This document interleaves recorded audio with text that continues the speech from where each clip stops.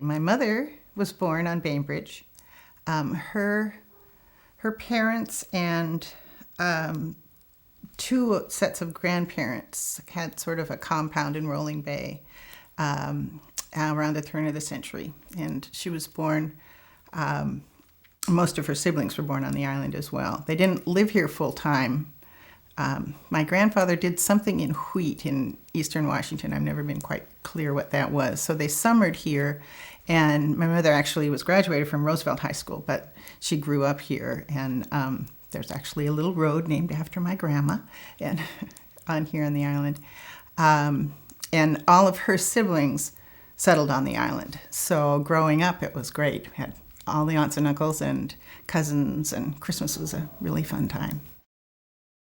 My father was born and grew up in Seattle. His parents came from Vermont, and actually his grandfather was I guess a conductor on the Underground Railroad, so he was involved in that in the mid-19th century. Was doing that, and his father came out to be a physician in Seattle, and my grandmother, who I always thought was very proper, and I just, when I learned this, couldn't imagine, but she actually got on, as an engaged woman, got on a train and came all the way out to Washington.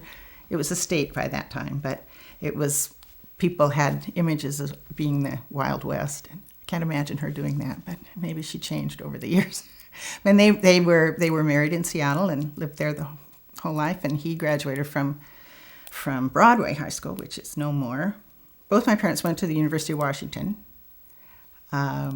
My mother was graduated in what was then called Oriental Studies, and she studied with Dr. Herbert Gowan, is fluent in Japanese, reading and writing Japanese, and graduated with honors. My father wasn't such a good student, but he was in pre-med, I think, trying to please his father, maybe, because he always had an interest in journalism from high school on. He was always involved in the paper, and at the university he was involved in the paper as well, and actually volunteered as a reporter, worked without pay for the Seattle Times for a while after graduation. And then I've never talked to them independently as to why they ended up there, but they actually met in Juneau, Alaska. My mother was teaching school, and my father was working for the Juneau Empire, something like that. He was working for the newspaper and a radio station there, and that's how they met. And they came back to Seattle and got married and stayed. They came, they were married in 1935.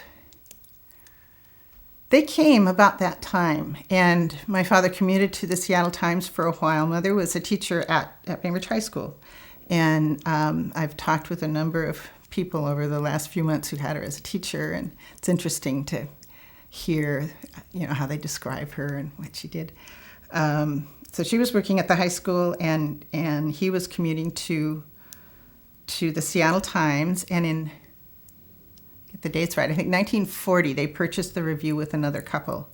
And the other couple decided after about a year that they really didn't want to do that, and so they bought them out.